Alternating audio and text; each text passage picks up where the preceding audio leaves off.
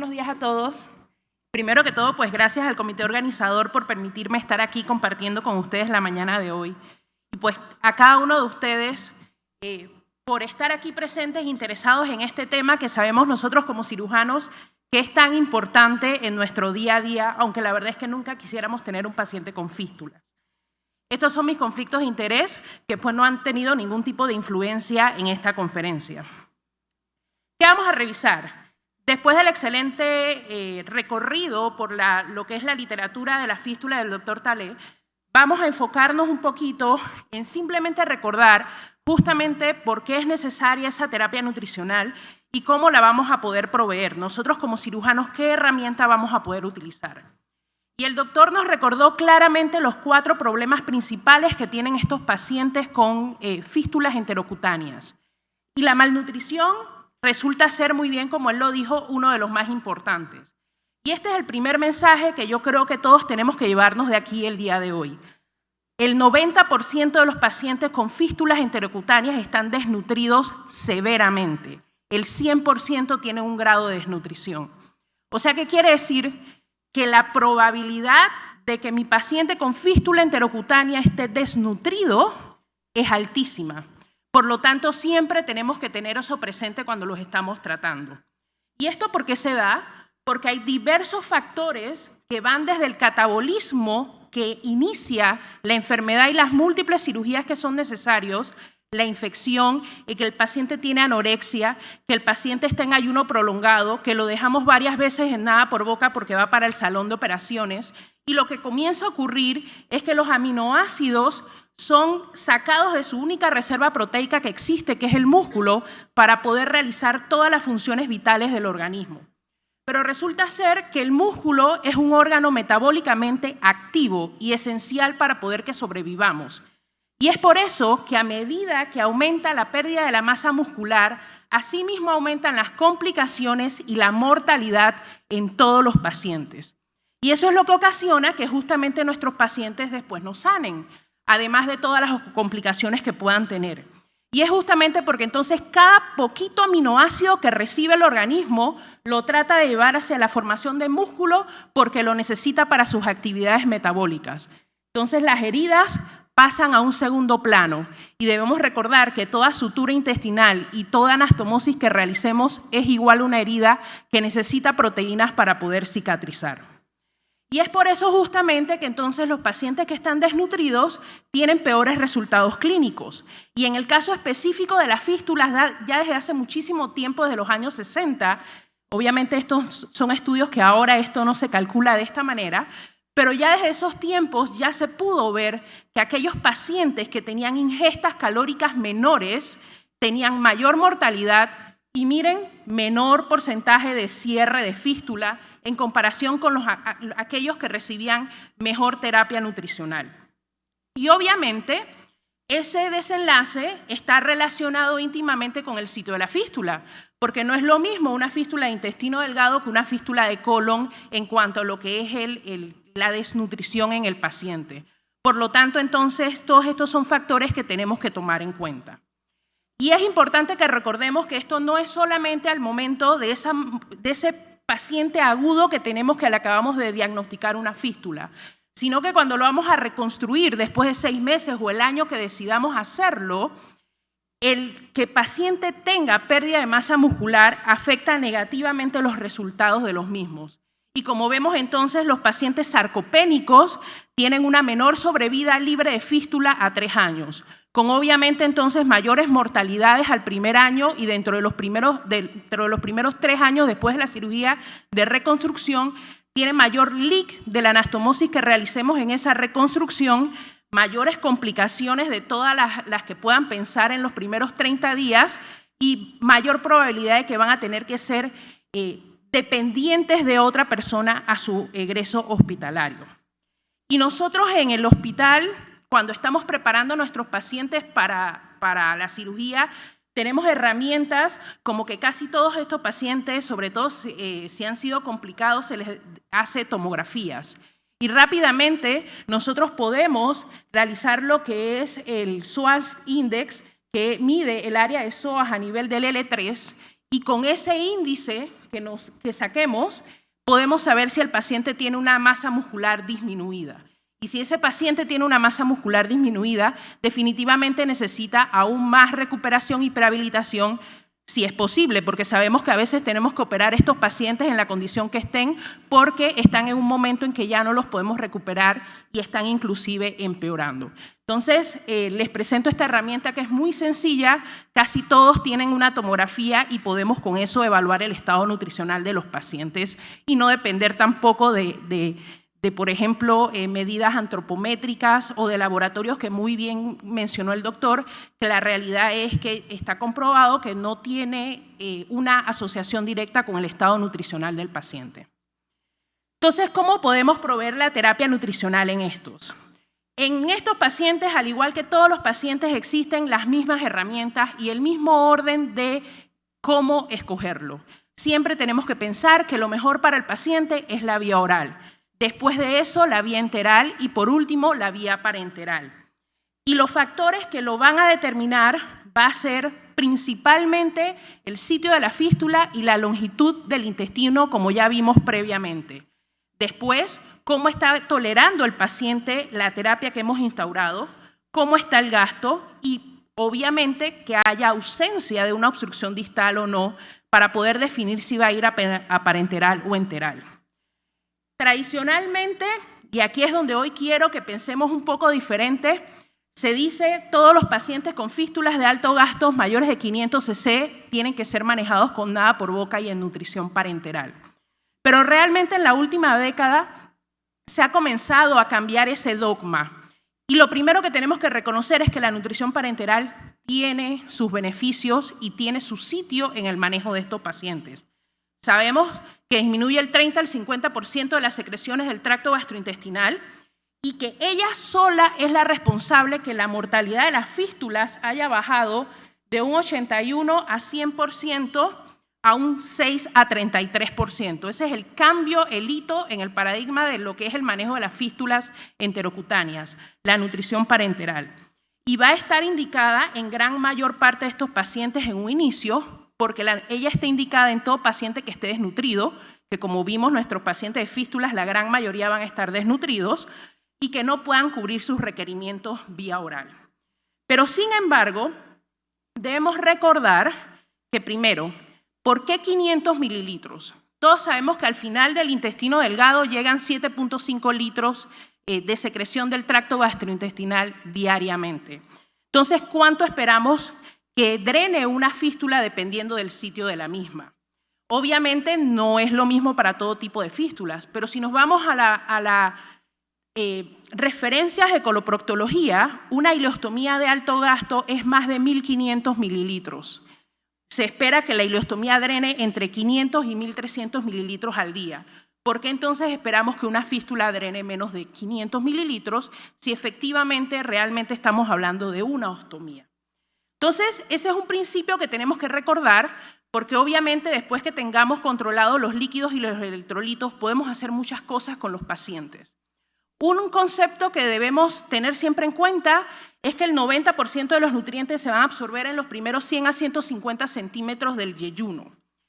Y que además con resecciones yeyunales amplias, el íleon tiene la capacidad de adaptarse para absorber aminoácidos.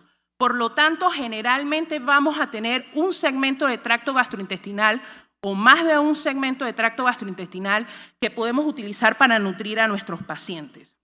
Y además que en la actualidad existen diversos tipos de fórmulas que están compuestas de manera tal que nosotros podemos escoger de acuerdo a las necesidades clínicas de nuestros pacientes. Y si nosotros sabemos dónde se absorben los nutrientes, en qué parte del intestino, qué se necesita y cómo se absorben esos nutrientes, podemos escoger la mejor fórmula. Por ejemplo, un paciente con una fístula enteroatmosférica que está en yeyuno medio, que está completamente como una fístula mucosa, ese paciente que si yo quiero nutrir allí por fistuloclisis, no le puedo dar una fórmula con proteínas intactas que no van a poder ser absorbidas porque necesita de enzimas pancreáticas y pepsinas, por ejemplo. Entonces, de acuerdo a esto, es que podemos ir tomando nuestra decisión para escoger adecuadamente. Y existen principalmente dos tipos de fórmulas que tenemos nosotros a la mano para favorecer la absorción intestinal en nuestros pacientes. Una son las fórmulas semielementales y elementales, que todos los nutrientes son hidrolizados tal y como se absorben en el borde en cepillo del intestino delgado, y también las que están basadas en triglicéridos de cadena media, que también promueven la absorción, porque sabemos que el principal causa de falla intestinal y de malabsorción es justamente a los triglicéridos. O sea que es otra herramienta que podemos utilizar. Y lo otro que debemos recordar es que en cuanto al gasto, existe un mecanismo que se llama ileal break, que es que cuando los nutrientes llegan al intestino delgado distal, al ilion, estos proveen un mecanismo de feedback negativo a nivel gástrico y a nivel del intestino delgado para disminuir el vaciamiento gástrico y disminuir la motilidad también del intestino delgado. Como consecuencia, entonces, disminuye lo que es las secreciones intestinales.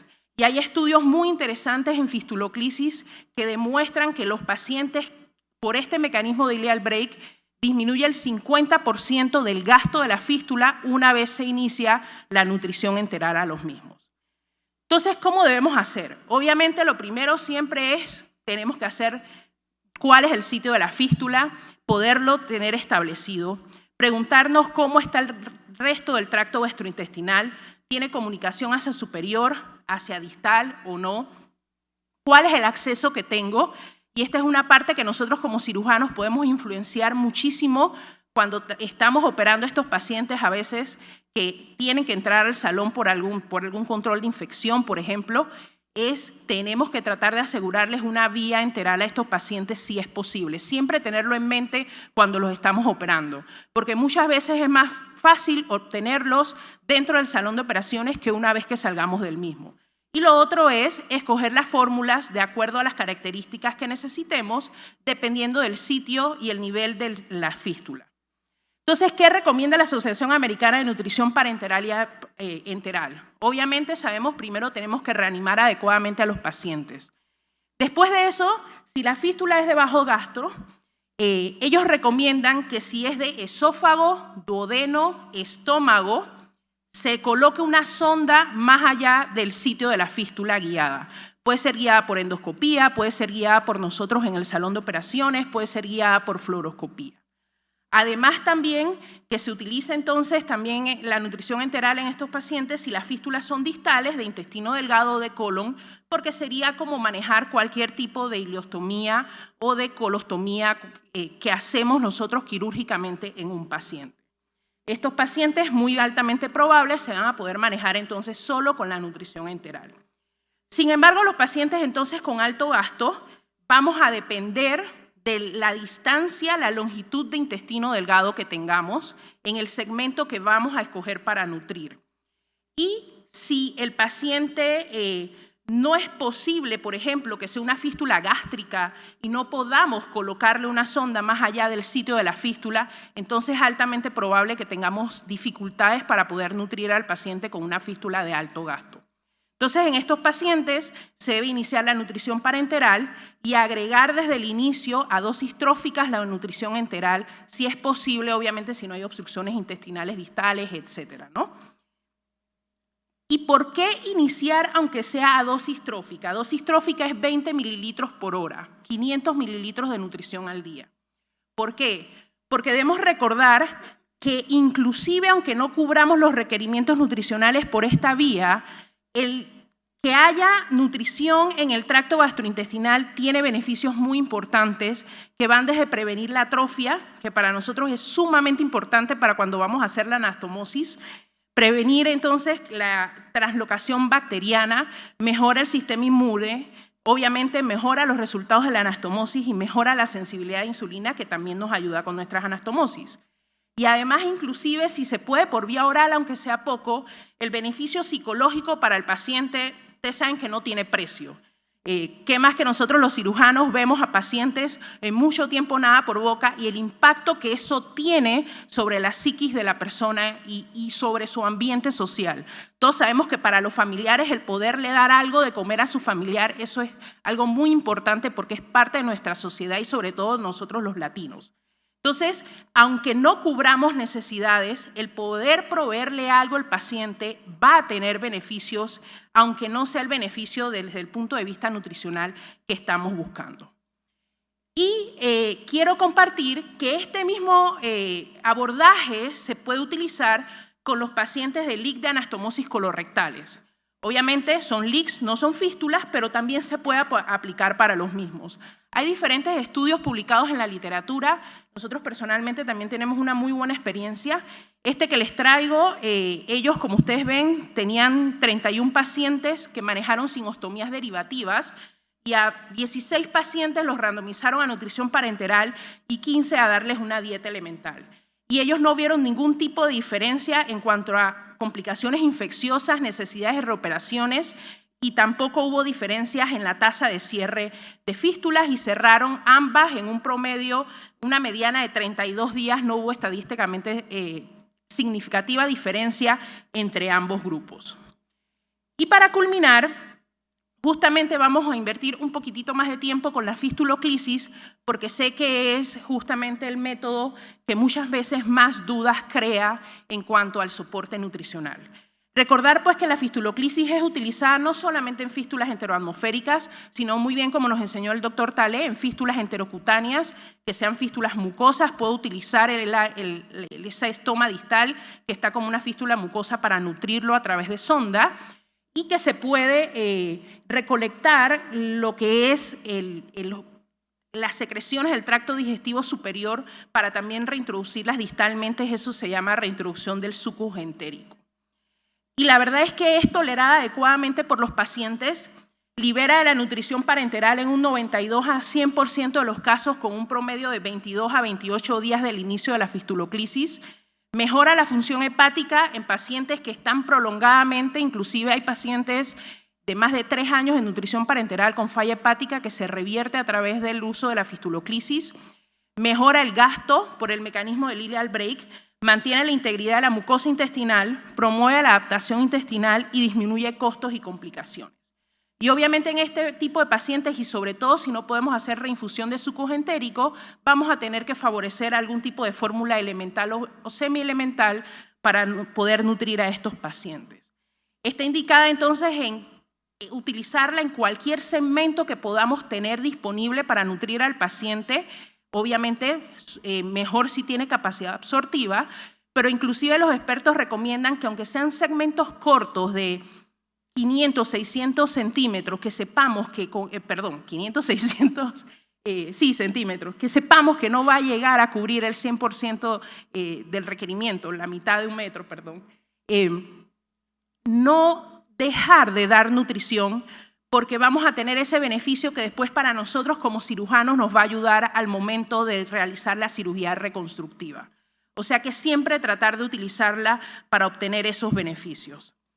Les voy a traer, son 9 pacientes que tuvimos en los últimos 3 años y como pueden ver la mayoría de ellos eran pacientes con fístulas de yeyuno proximales, un paciente que tenía mixta, una de yeyuno proximal con duodeno.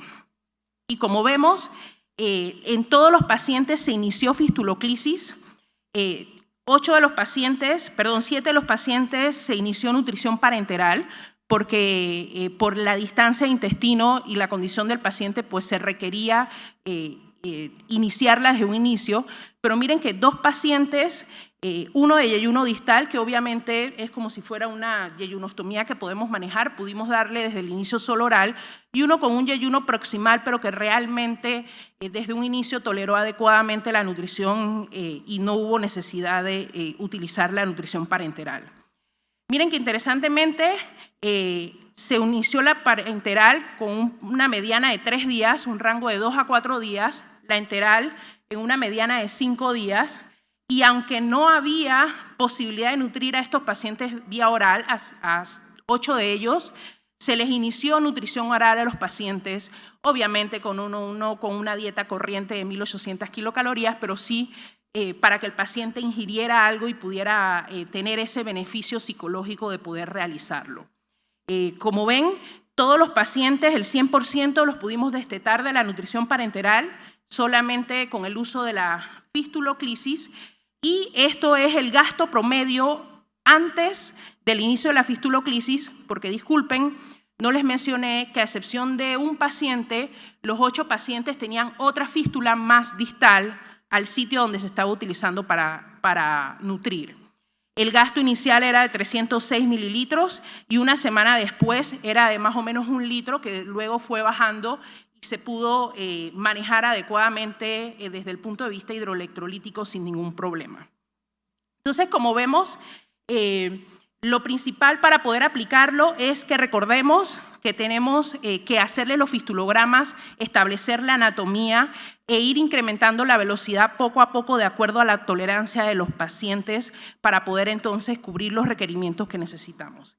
Y ya para terminar, pueden tomarle foto, esto simplemente es para recordar que los requerimientos de estos pacientes son más del doble, son casi el triple de los requerimientos normales, así es que cuando hablemos con nuestro grupo de nutrición es pedirles que se les dé este requerimiento adecuado y nunca olvidarnos las pérdidas proteicas que se dan por niveles de las fístulas y porque el paciente tenga abdomen abierto. Entonces, bueno, simplemente para llevarnos a casa, recordar que la prevalencia de la malnutrición en este tipo de pacientes es muy alta y vimos que además desnutrición severa. Hemos visto pues que la nutrición oral y enteral es segura y además es muy bien tolerada en estos pacientes con buenos resultados clínicos, que los pacientes con fístulas de alto gasto y fístulas enteroatmosféricas es probable que vayan a requerir nutrición parenteral en un inicio como primera opción siempre para iniciar, pero que utilizando diferentes técnicas de nutrición enteral podemos inclusive llegar a suspender la nutrición parenteral en estos pacientes y que es sumamente importante para el éxito una selección adecuada de la fórmula para poder entonces obtener los resultados clínicos que deseamos. Muchísimas gracias a todos.